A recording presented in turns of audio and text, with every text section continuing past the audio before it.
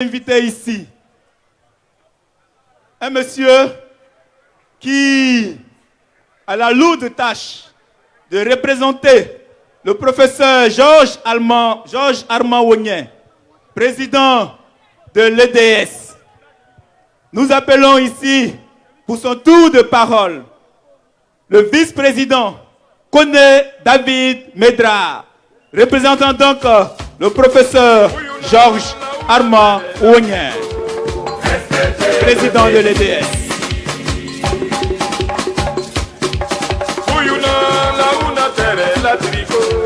Respectez mon pays.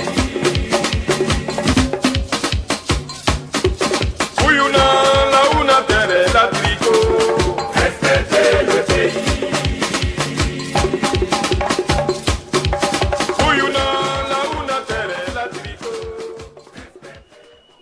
Merci.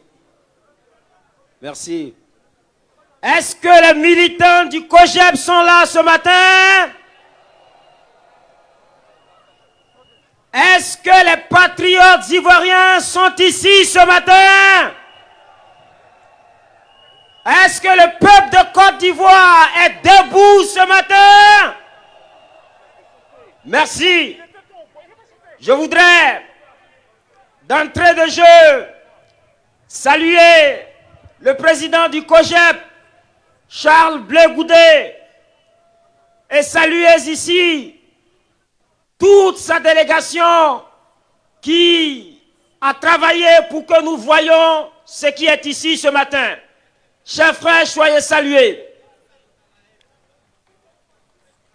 Je voudrais, à côté de ces salutations, au nom du professeur Georges Armand Wonien et au nom de la plateforme politique EDS et au nom de notre référent politique, le président Laurent Gbagbo, traduire toute notre reconnaissance et toute notre amitié aux présidents des partis politiques et des plateformes frères qui sont ici ce matin. Soyez salués, camarades, de votre présence. Chers amis, nous sommes ici pour traduire toute notre amitié et exprimer nos sentiments que nous voulons pareils que ceux que nourrissent la plateforme dirigée par le ministre Charles Blé Goudé. Nous sommes ici à ce rassemblement pour annoncer dans les jours à venir les actions significatives, les actions très marquantes qui devront occasionner irréfutablement le départ de Dramane Ouattara de la Côte d'Ivoire. Vous le savez, l'État de Côte d'Ivoire est devenu un État voyou. L'État de Côte d'Ivoire est devenu un État voyou. Et lorsque la voyousie prend le dessus sur les institutions de la République, s'impose ce qu'on appelle un climat et un environnement flou, touffu, confus et diffus, et qui par voie de conséquence ne peut pas entraîner l'organisation d'une élection crédible et transparente. C'est pour cette raison que EDS, avec à sa tête le professeur Georges Armand Wonien, avec pour référent le président Laurent Gbagbo, pense que le report, l'annulation des élections et son report s'impose à cause de l'inefficacité du régime de Dramane Ouattara. Nous ne demandons pas le report parce que nous n'avons pas la capacité. Nous ne demandons pas le report parce que nous ne voulons pas participer. Nous demandons le report parce que les conditions qui devront aboutir à l'organisation d'un scrutin qui rendra victorieux le franc de gauche ne sont pas réunies. La CEI est commandée par un homme qui a déjà acquis à la cause de Dramane Ouattara. Kouibé Koulibaly a été chef de cabinet de Mamadou Koné, qui ont été tous et qui sont tous des militants du RDR. Et en tant que tel, Ils ne peuvent pas organiser une élection crédible.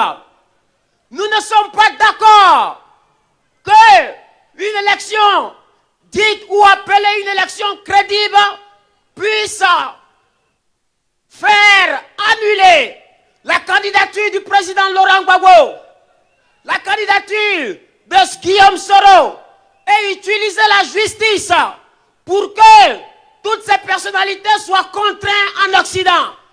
Ce n'est pas normal. Ce n'est pas normal. Et ce n'est pas normal. Et comme la justice n'est pas seulement que pour Ouattara, nous aussi, nous sommes allés à la Cour africaine des droits de l'homme. Et cette Cour africaine a donné droit à notre requête et a ordonné que le président Laurent Gbagbo soit réintégré avant toute élection. Vous comprenez, chers frères, chères sœurs, que tout est en train de se dessiner de sorte que ces élections ne puissent pas avoir lieu. Mais comme le régime de Ouattara, c'est un régime qui s'est nourri dans le mensonge, un régime qui s'est nourri dans le faux, un régime qui trouve sa force dans la violence. Il veut continuer de forcer et forcer. Mais quel que soit ce qu'il fera, les élections n'auront pas lieu.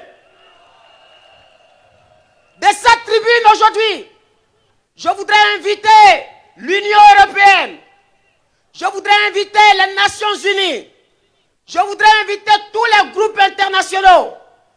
Ils ont exprimé du zèle pour que Laurent Gbagbo soit là-bas.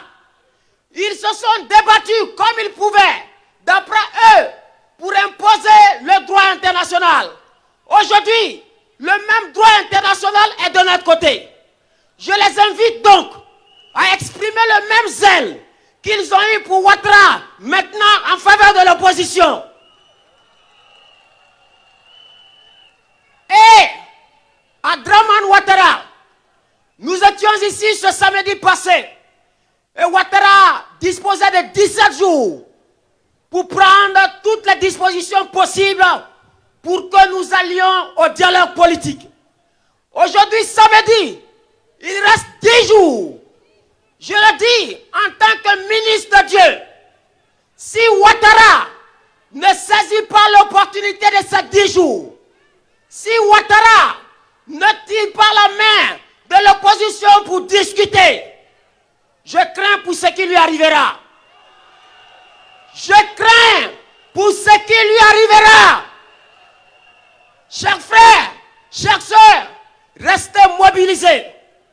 Dans les jours qui arrivent, vous devez prendre toutes les dispositions possibles.